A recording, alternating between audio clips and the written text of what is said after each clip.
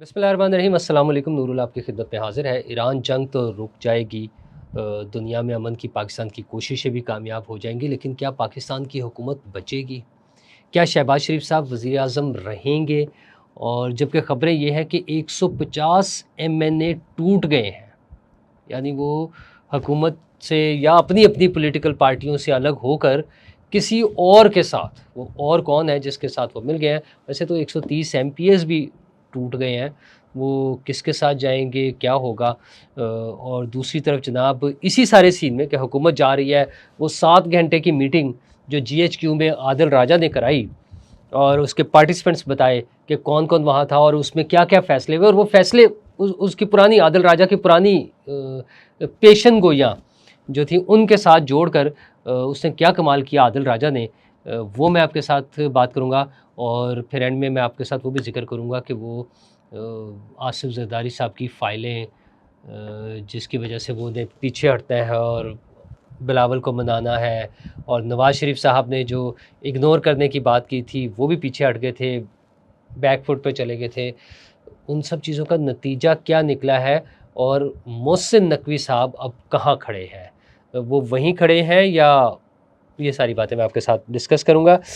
सबसे अहम चीज़ है जनाब, हुकूमत जा रही है क्योंकि शोर मचा हुआ है, सूबे बनने हैं, गवर्नेंस के लिए तब्दीली लानी है, और वो तब्दीली जो है वो यही होगी कि छोटे छोटे सूबे बन जाएँ, इंतज़ामी यूनिट्स का नाम दे दें या जो मर्ज़ी हो, लेकिन सूबे बन जाएँ। और वो क्यों ज़रूरी है? क्योंकि कुछ लोगों का कहना ये है कि सारी दुनिया में जो तरक्की हुई है वो छोटे सूबों की वजह से हुई है। अच्छा, उसके लिए बहुत सारी वर्किंग हुई है। जो बड़े बड़े प्लेयर हैं ना इसके, कैंपेन चलाने वाले के सूबे बनाने हैं, उन्होंने मेहनत बहुत की है वैसे। अच्छा, ये अपनी जगह कि ये क्या क्या होगा, होगा नहीं होगा, किसके कहने पर हो रहा है, कैसे हो रहा है, ये सब चीज़ें अपनी जगह, लेकिन उन्होंने मेहनत बड़ी की है। देखें ना, मियाँ आमिर साहब हमारे सामने हैं, पिछले कोई 9-10 माह से बाकायदा कैंपेन चला रहे हैं, उससे पहले भी इस हवाले से वो काम करते रहे हैं। चौधरी अब्दुर्रहमान साहब भी इसमें शामिल हो गए, सुपीरियर ग्रुप वाले जो हैं उन्होंने भी काम किया। अच्छा, ये जब काम हो रहे थे और भी बहुत सारे लोग हैं, इस हवाले से बातें होती रहती हैं। यूनिवर्सिटी ऑफ लाहौर में ताज़ा तरीन जो मुज़ाकरा हुआ है, एक बड़ा इकट्ठ हुआ और बड़े बड़े लोगों ने उसमें शिरकत की, वो भी बड़ी अहमियत का हामिल है। वो बराह रास्त तो इस की कैंपेन का हिस्सा नहीं था, लेकिन बाहर कहीं ना कहीं कोई ना कोई तो काम होगा ना कि कैसे हो रहा है। लेकिन वो जो मैं कह रहा हूँ ना, काम बहुत हुआ। वो काम ये हुआ है कि जनाब बड़े थिंक टैंक्स जो है ना उनको इस्तेमाल किया गया, और वाकई मतलब वो जो गवर्नमेंट में बड़े टॉप लेवल पे जो थे ना, सेक्रेटरीज़, पुराने रिटायर्ड लोग जो हैं, चीफ सेक्रेटरीज़,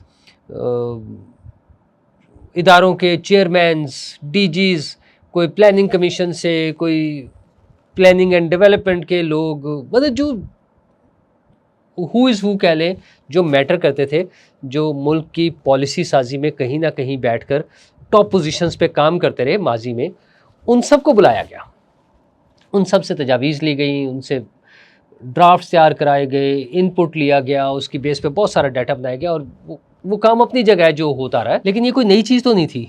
हमारे मुल्क में सूबे बनने की बातें तो जनरल ज़ियाउल हक के दौर में भी होती रही, मुशर्रफ के दौर में भी हुई,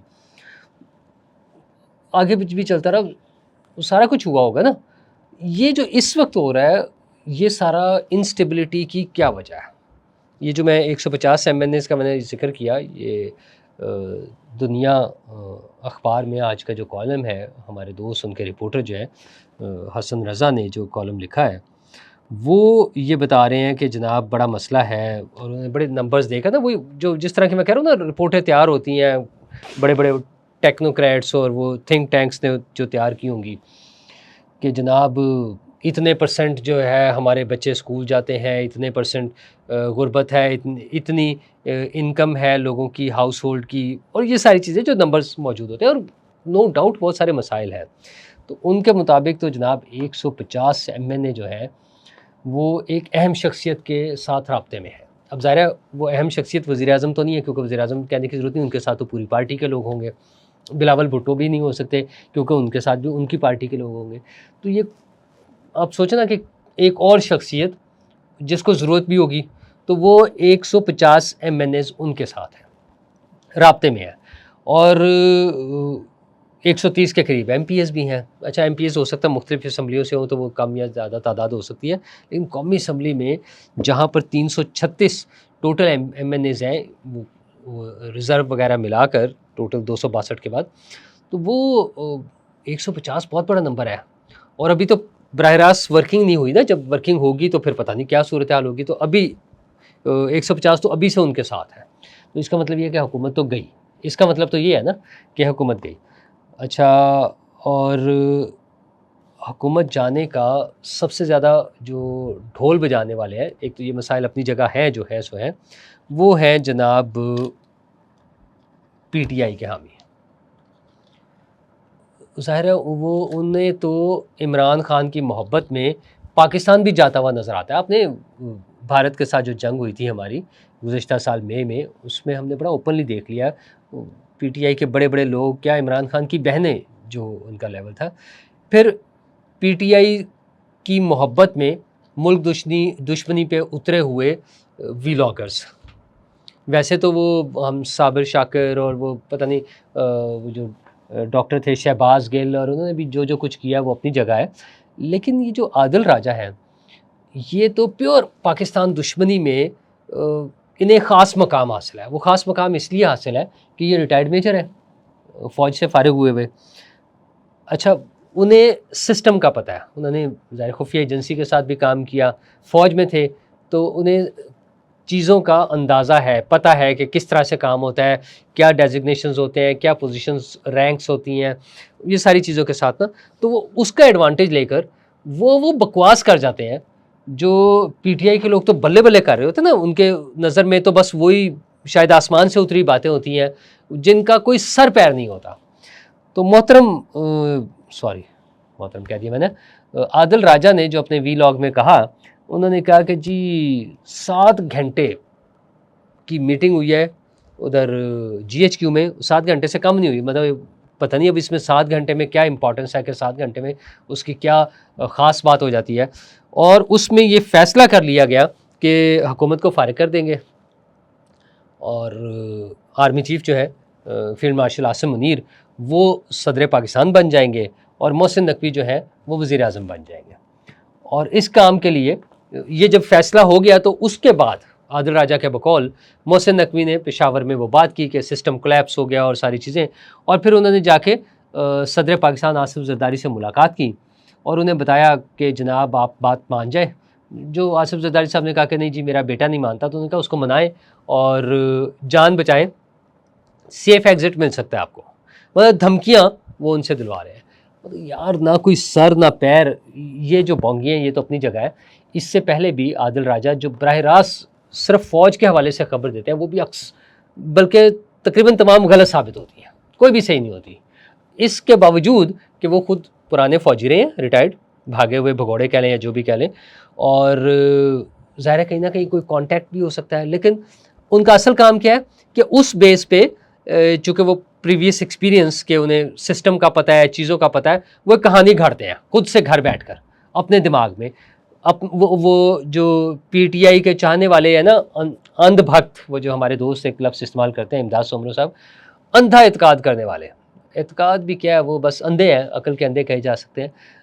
عمران کی محبت میں وہ ان کو خوش کرنے کے لیے ایک کہانی. اچھا، اس میں انہوں نے بتایا کہ ڈی جیز ہیں، وہ ڈائریکٹریٹ کے ڈی جیز ہیں، وہ سیکٹر کمانڈرز آ گئے ہیں وہاں. مطلب جو نام ان کو پتہ ہے نا وہ سارے بھر کے، تو انہیں لگتا ہے کہ اس کی وجہ سے جو ہے نا وہ اتھینٹک ہو جائے گا.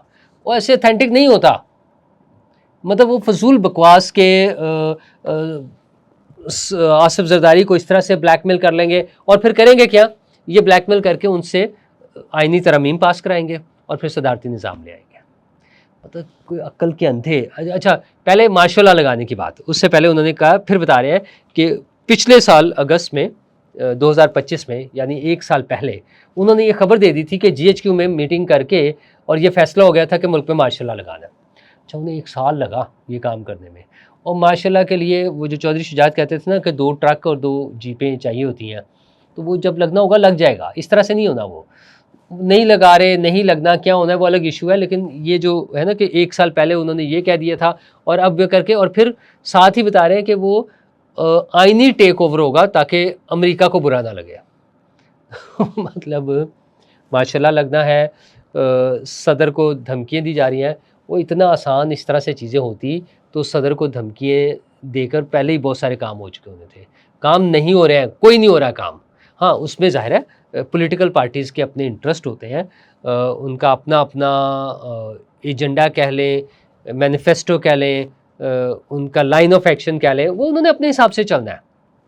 اس میں چیزیں صحیح بھی ہو سکتی ہیں, غلط بھی آپ کو پتہ ہے, میں تو سیاستدانوں پہ تنقید کرنا تو ہر آدمی کے لیے آسان ہوتا ہے, اور میں تو ویسے ہی انہیں ذمہ دار اس لیے قرار دیتا ہوں کہ وہ ہمارے نمائندے ہم سے ووٹ لے کر آتے ہیں, تو اگر کچھ ٹھیک ہونی ہے چیزیں تو ان کے ہاتھوں ہونی ہے.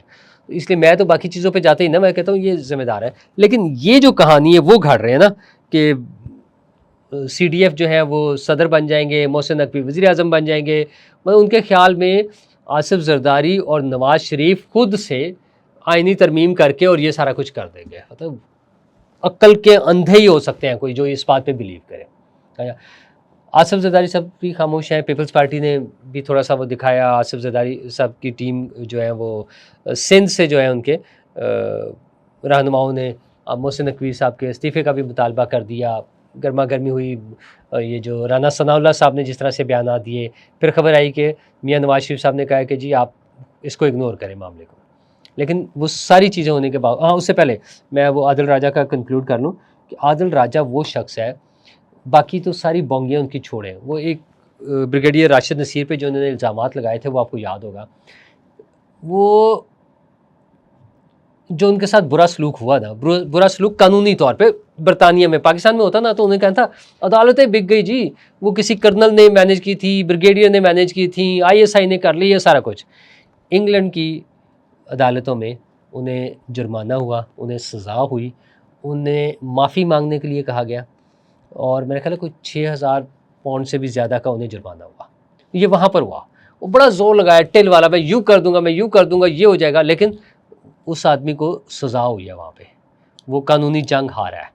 لیکن وہ جھوٹ, وہ نفرت, وہ گند پھیلانا پاکستان کے خلاف, پاکستان کی فوج کے خلاف, اپنے ذاتی وہ جو ہے نا نفرت پاکستان سے اور پاکستان, اس کو اس ایجنڈے کو لے کے آگے چلنے میں کوئی اس کا وہ نہیں. اور مطلب ان کا تو مقابلہ کوئی نہیں اس کا. لیکن یہ کہ وہ جو اس کے چاہنے والے, اس کے سننے والے, مجھے تو اس پر حیرت ہوتی ہے کہ کون اس کی باتوں کو ویٹیج دے رہے ہیں اور اس کو یقینی سمجھ لیتے ہیں کہ ہاں بس یہی کچھ ہو رہا ہے, کہ فلاں آ رہا ہے, فلاں جا رہا ہے. ایک بات نہیں اس بندے کی ثابت ہوئی.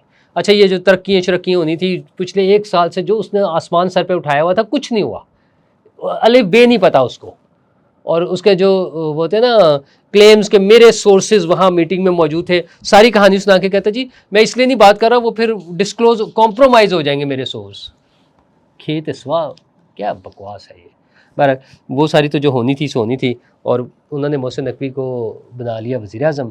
اور محسن نقوی صاحب نے آج جو ہے نا یوں ہاتھ کھڑے کر کے صاف جواب دے دیا.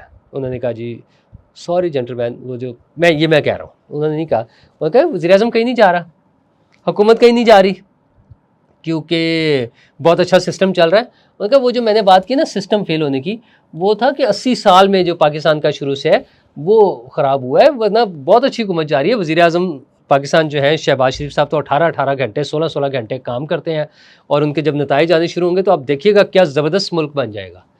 تو محسن نقوی صاحب نے تو دے دیا جواب ان سب لوگوں کو فی الحال جو محسن نقوی کو وزیر اعظم بنا رہے تھے, جو محسن نقوی کے ذریعے وہ پانی پت کی جنگ شروع کر رہے تھے میدان میں. تو یہ میں ویسے محاورت میں استعمال کر رہا ہوں.